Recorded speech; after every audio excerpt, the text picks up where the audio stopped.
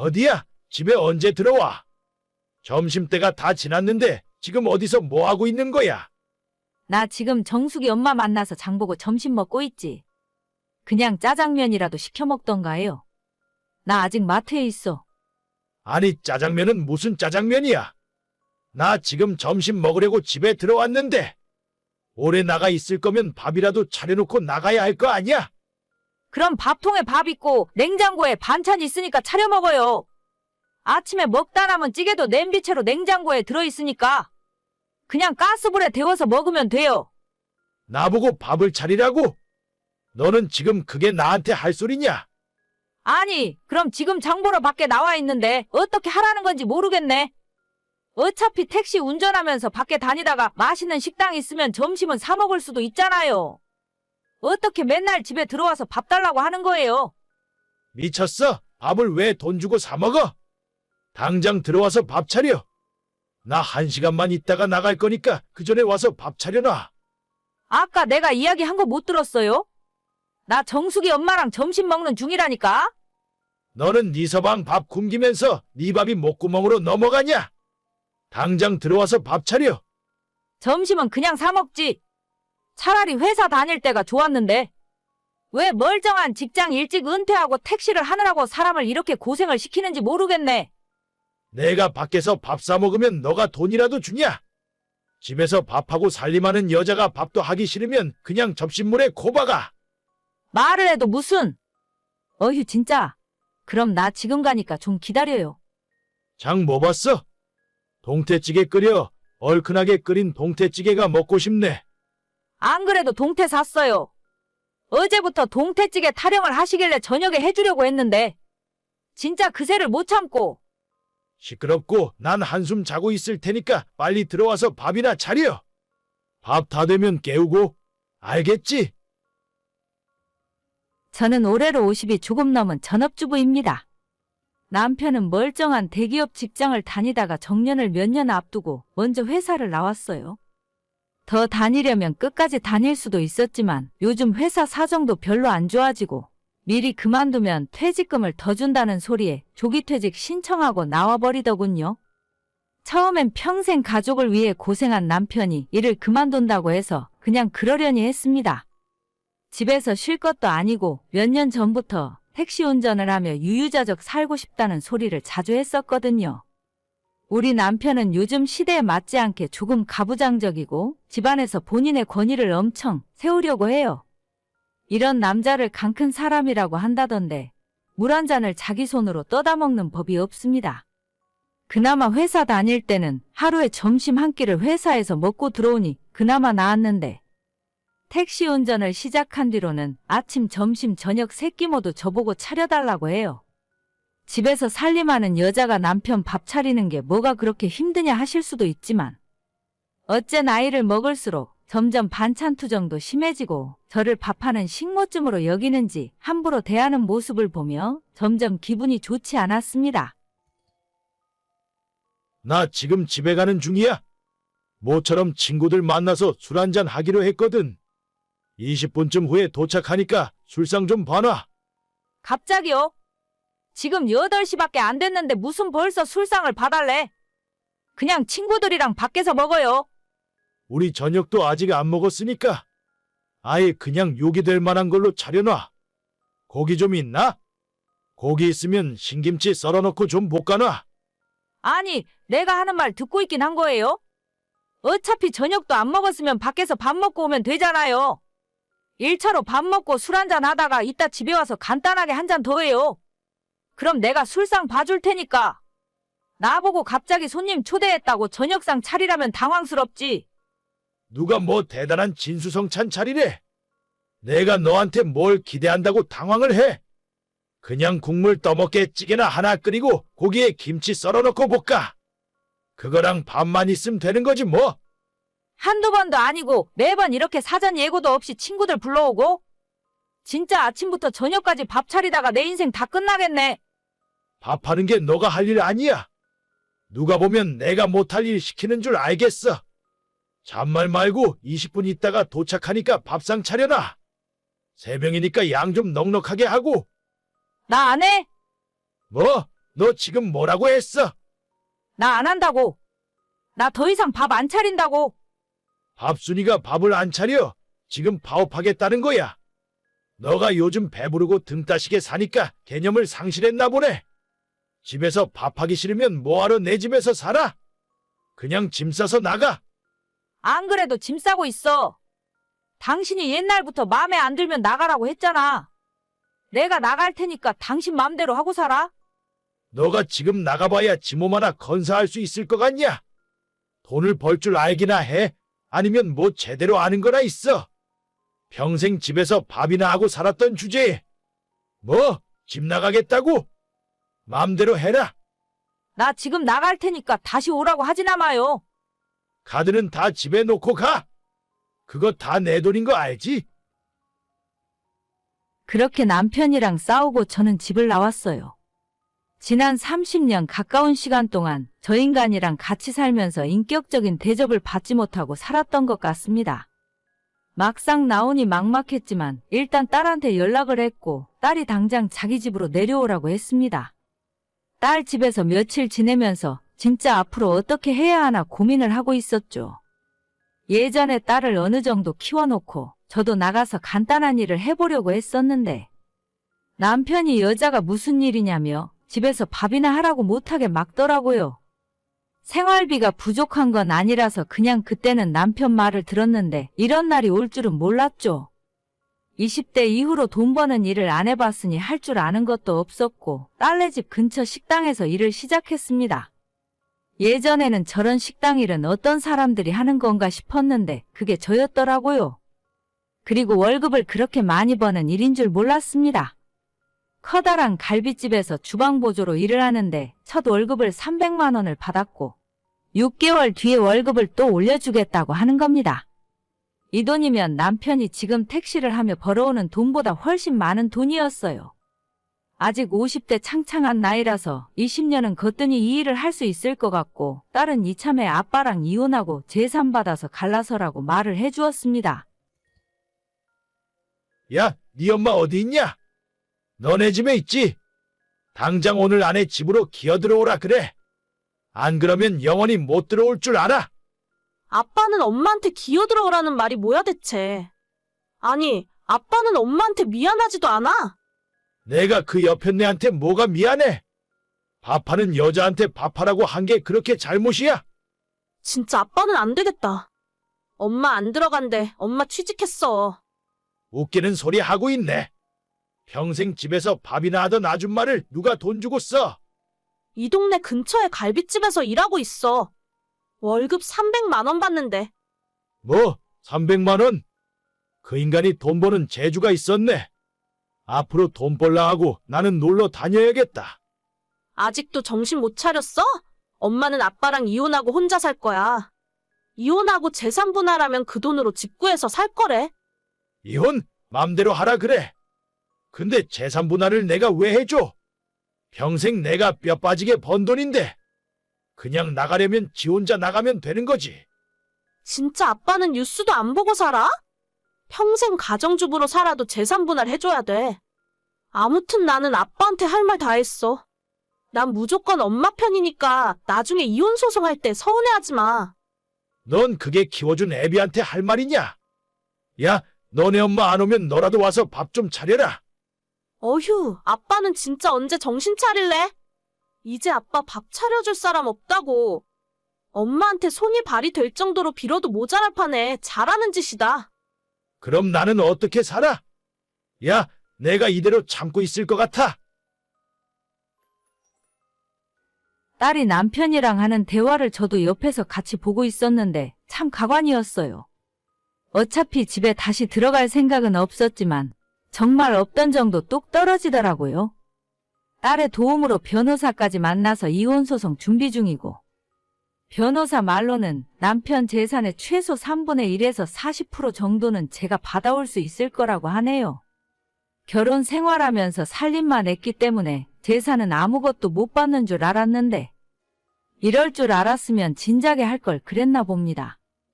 돈이 들어오면 딸이 사는 집 근처에 저 혼자 살기 좋은 작은 집 구해서 손주도 봐주고 일도 하면서 그렇게 살 생각이에요. 오히려 남편한테 눈치 보며 생활비 받았을 때보다 제가 나가서 돈을 버니 당당하고 먹고 싶은 거 사고 싶은 게 생길 때마다 남편한테 혼날 걱정 안 해도 되니 너무 좋아요. 이혼 소송 시작한 뒤로 남편이 지금이라도 집에 돌아오면 용서해주겠다고 하길래 앞으로 하고 싶은 말이 있으면 변호사 통해서 하라고 해줬습니다. 끝까지 저한테 그동안 잘못했다, 미안하다는 소리는 못하나 봐요.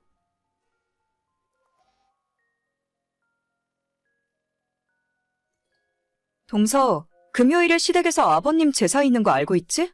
이번에는 올 거야? 네, 형님 물론이죠. 저번에는 저희 가게가 너무 바빠서 도저히 시간을 뺄 수가 없었어요. 이번에는 퇴근하자마자 일찍 가서 음식 준비 도와드릴게요. 걱정 마세요. 그래, 며느리라고는 동서랑 나랑 딱 둘뿐인데 시어머니 성격 알잖아? 나 혼자 있으면 정말 힘들어. 이번에는 꼭 좀 일찍 와주라. 물론이죠. 정시 퇴근해서 제가 형님보다도 먼저 가서 일하고 있을게요. 알겠어, 그럼 그때 봐. 네, 그때 봬요. 저희 시댁에는 제사가 1년에 3번씩 있어요. 그중에 시조부모님 2분 제사는 보통 아들들만 가서 간단하게 지내는데 아버님 제사만큼은 며느리 둘이 총출동해서 제사 음식 준비를 해야 합니다. 어차피 시댁에도 시어머니밖에 없기 때문에 조부모님들 제사는 간단하게 약식으로 대충 하셔서 저희 며느리들까지 갈 필요는 없거든요. 얼굴도 모르는 시댁 조부모님들 제사에 며느리까지 올 필요 없다면서 그때는 어머님이 전부 혼자 알아서 하십니다. 하지만 아버님 제사만큼은 음식 준비도 살벌하게 하고 완전 명절이 따로 없을 정도로 준비합니다. 탕국도 2종류 끓이고 각종 전에 산적에 시아버지 살아계실 때 가장 좋아하시던 음식인 황포묵도 만들고 잡죽도 끓여야 하기 때문에 정말 제사 준비할 때 손이 많이 가더라고요. 시집와서 지금까지 15년 동안 제사 준비를 하고 있는데 1년에 명절 2번과 아버님 제사 때만큼은 정말 혀를 내두를 정도로 힘이 듭니다. 명절은 어차피 휴일이라 그렇다 치고 아버님 제사가 있을 때는 보통 저는 회사에 월차를 써요. 어머님이 오전에 장을 보시고 오후에 3시, 4시부터 준비를 시작하시는데 저도 집에서 쉬고 있다가 3시쯤 시댁으로 건너가서 함께 일을 하거든요. 그런데 저보다 4년 늦게 이 집안 며느리로 들어온 동서가 자꾸만 이 핑계 저 핑계를 대면서 아버님 제사 때 늦게 오거나 어떤 날은 아예 코빼기도 안 보이고 오지 않는 겁니다. 사실 저희 남편이나 시동생은 아버님이 하시던 가게를 물려받아서 일을 하고 있어요. 남편이 본점을 맡고 있고 2호점을 시동생이 운영하고 있습니다. 저는 결혼 전에 다니고 있던 회사를 계속 다니는 중이긴 한데 그래도 저희 집안이 잘 먹고 잘 살 수 있는 건 아버님 덕분인 것이 맞죠. 결혼할 때 집도 한 채씩 사주셨고 워낙 받은 것이 많아서 명절 제사 준비 정도는 며느리들이 해야 한다고 생각해요. 하지만 매번 눈치 보면서 빠져나가는 동서 때문에 정말 스트레스 많이 받고 있습니다. 동서 벌써 5시야. 대체 언제 올 생각이야? 동서? 무슨 일이라도 있는 거야? 카톡 보면 바로 전화 좀 해줘. 동서, 진짜 1억이야? 이번에도 안 올 거야? 결국 저녁 10시에 남편과 시동생이 가게 문을 닫고 올 때가 되어서야 겨우 같이 들어오더라고요. 오늘 시동생 가게에 단체 손님이 있었다면서 일손이 모자랐기 때문에 자기가 가게에서 지금까지 일하다가 같이 왔다고 하는 겁니다. 저는 직장 다니는 사람이지만 동서는 결혼한 뒤로 집에서 살림하는 가정주부예요. 가게에서 일손을 도와주기는 개뿔, 지금까지 설거지 한번 도와준 적 없다는 것도 알고 있습니다. 뻔히 눈에 보이는 거짓말을 하면서도 전혀 미안해하는 기색도 없고 뺀질뺀질 피해 다니기만 하는 동서 때문에 제가 열받은 적이 한두 번이 아닙니다. 그렇다고 저까지 시댁 제사에 안 가기에는 어머님 혼자서 하실 일이 너무나도 많습니다. 한 번은 너무 스트레스 받고 짜증나서 시어머니한테 하소연을 한 적도 있어요.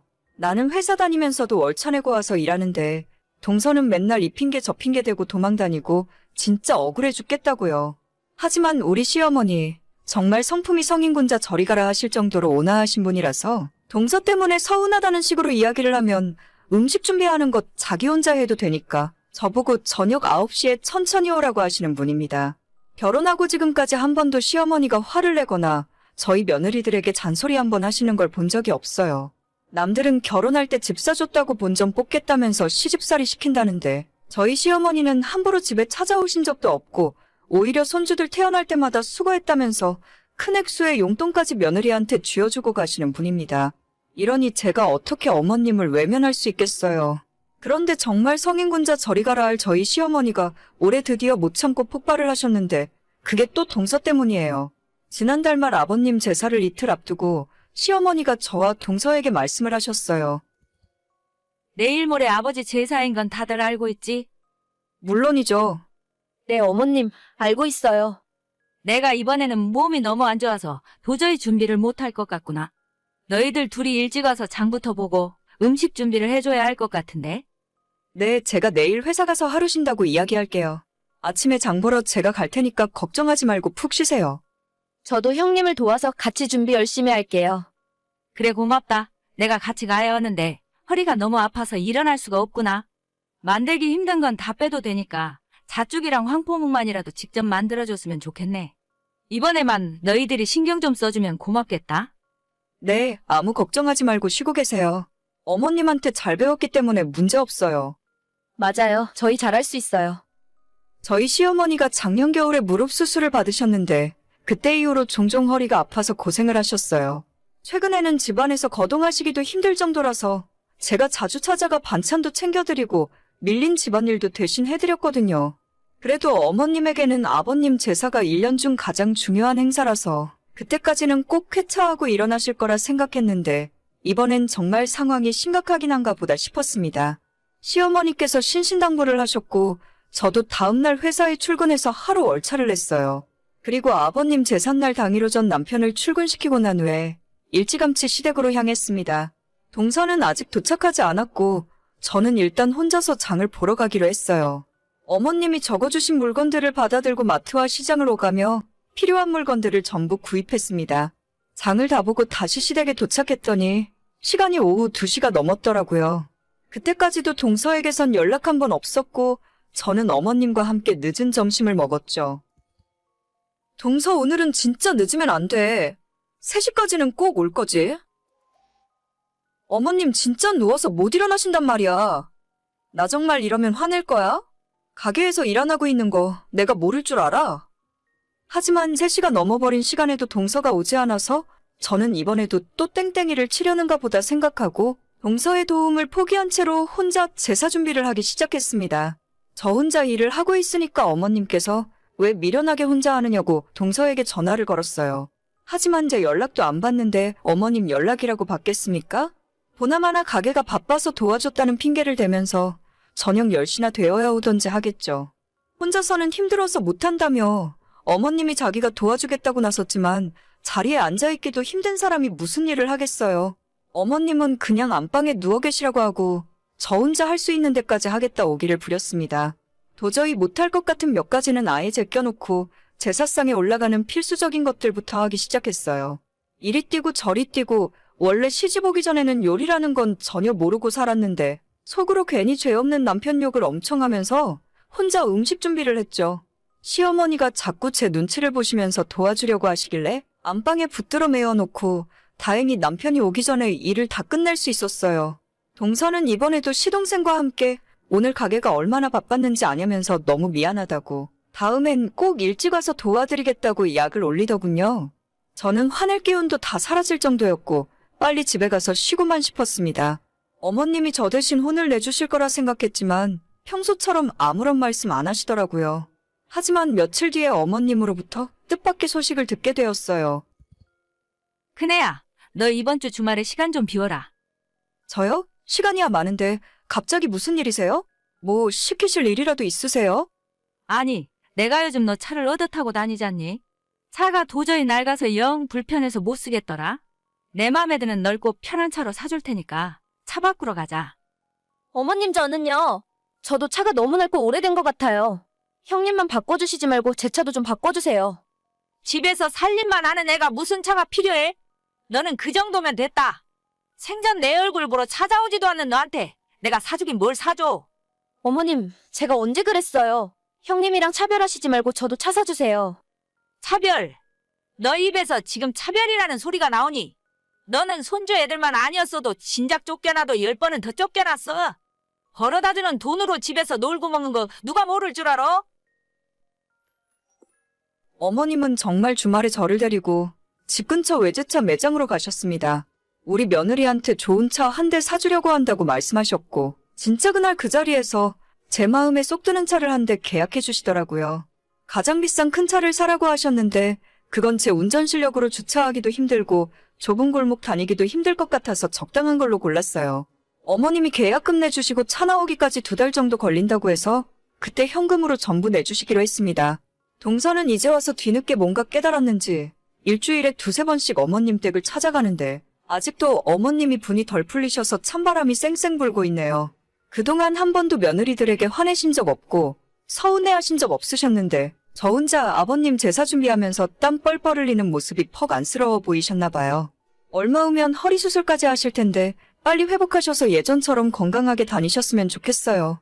저는 동서 덕분에 팔자에도 없던 외제차도 얻어 타보고 정말 땡 잡은 기분입니다. 고마워 동서. 앞으로도 계속 그렇게만 해. 오늘의 사연은 여기까지입니다. 구독과 좋아요, 알림 설정은 정말 많은 힘이 됩니다. 다들 행복하시고 좋은 하루 되세요.